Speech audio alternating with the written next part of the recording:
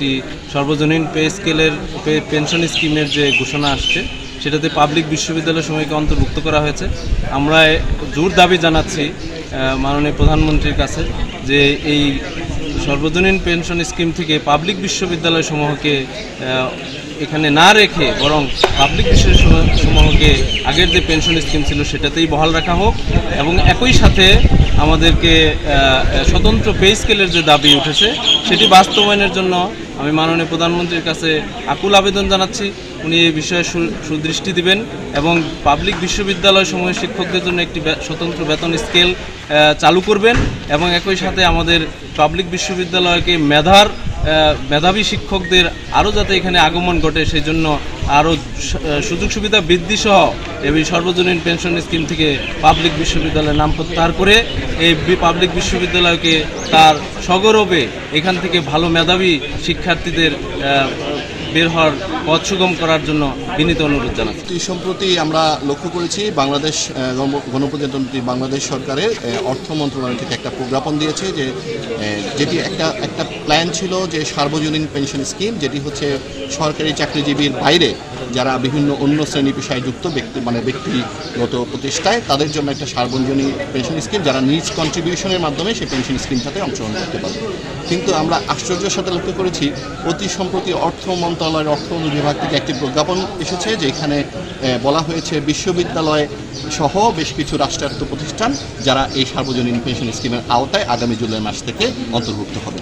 তো এই যদি ঘটনা হয় তাহলে যে বিষয়টা হবে সেটা যে আমাদের বিশ্ববিদ্যালয়ের দুটি পেনশন স্কিম চালু হবে। একটি হচ্ছে যারা আমরা আগে থেকে যোগদান করেছি তারা হচ্ছে বর্তমান যে সরকারি পেনশন স্কিম আছে সেই পেনশন স্কিমের আওতায় থাকবে এবং যারা জুলাই মাস থেকে হবে তারা হচ্ছে সার্বজনীন পেনশন স্কিমে যাবে। তো আমরা এটা গভীরভাবে অনুধাবন করেছি যে সার্বজনীন পেনশন স্কিমে থাকলে তা আর্থিকভাবে যারা নতুন জয়েন করবে জুলাই মাস থেকে তারা খুবই ব্যাপকভাবে ক্ষতিগ্রস্ত হবে এবং তাতে বিশ্ববিদ্যালয়ে একটা দেখা যাবে যে একটা দু ধরনের কার্যক্রম চালু হয়েছে। ফলে এই অবস্থা যখন বুঝতে পারবে আমাদের নবাগত শিক্ষকবৃন্দ তারা কিন্তু দেখা যাবে মেধাবীরা আর বিশ্ববিদ্যালয়ে এসে যোগদান করতে আগ্রহী হবে না। আমরা মনে করি পাবলিক বিশ্ববিদ্যালয় বাংলাদেশের আসলে বাংলাদেশ গড়ার কারিগর। কারণ হচ্ছে এখানে বাংলাদেশের সমস্ত আপামর জনসাধারণ থেকে গরিব দুঃখী মানুষের সন্তানেরা এসে পড়াশোনা করে। কাজেই এখানে যদি মেধাবীরা আর শিক্ষকতা পদে না আসেন বা শিক্ষকতা পেশায় না আসেন তাহলে সেখানে আর বাংলাদেশ থেকে মেধাবী তৈরি হবে না। তারাও বাংলাদেশটা আসলে আমি মনে করি এটাকে বাংলা জাতিকে মেধাশূন্য করার একটা আমি নীল নকশা বলে মনে করি। এবং আমাদের গণপ্রজাতন্ত্রী বাংলাদেশ সরকারের মাননীয় প্রধানমন্ত্রী জননেত্রী শেখ হাসিনাকে ভুল বুঝিয়ে এমন একটি কাজ করা হয়েছে বলে আমরা বিশ্বাস করি। তো আমরা পাবলিক বিশ্ববিদ্যালয়ের শিক্ষকবৃন্দ মনে করি যে অনতিবিলম্বে এই প্রজ্ঞাপন বাতিল করা হোক এবং পাবলিক বিশ্ববিদ্যালয়ের শিক্ষকবৃন্দকেও যে পূর্বে যে বহালকৃত পেনশন স্কিম সকল শিক্ষক যেন সেই পেনশন স্কিমের আয়তে থাকে সেটার দাবি করছি এবং একইভাবে আমরা স্বতন্ত্র পে স্কেলের দাবি জানাচ্ছি। আমরা মনে করি যদি এটি পাবলিক সার্বজনীন পেনশন স্কিম হয় তাহলে কেন নামটা আপনি খেয়াল করে দেখেন সার্বজনীন, তাহলে কিন্তু দুভাবে হবে কেন? তাহলে সবাই এর মধ্যে আসুক। কেউ ইচ্ছাকৃতভাবে একজনকে আলাদা করে দিচ্ছে আরেকজনকে নিজেকে আবার অন্য জায়গায় অন্য প্ল্যাটফর্মে নিয়ে যাচ্ছে, অন্য একটা পেনশন স্কিমে নিয়ে যাচ্ছে, এটাকে একটা নীল নকশা বলে আমরা মনে করছি।